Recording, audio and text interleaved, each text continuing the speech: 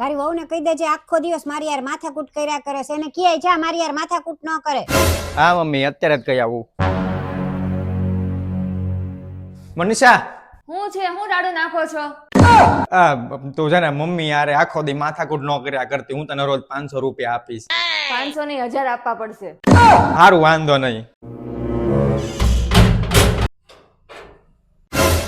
અરે મમ્મી દરવાજો કેમ બંધ કરી દીધો? તમે કીધું ઈ તું કેમ આવ્યો તો? હા વાત ગળે ઉતરતી નથી હો લાલભાઈ, તમે જે રીતે કયો છો. અરે મમ્મી તમે કીધું ઈ જ કીધું છે મેં, માથાકૂટ ન કરે એમ. અરે મમ્મી ક્યાં જાવ છો? મમ્મી દરવાજો તો ખોલ. અરે મમ્મી 1000 રૂપિયા આપવાની વાત કરી છે, તમે અહીં રોજ ઝઘડો ન કરે એટલા માટે.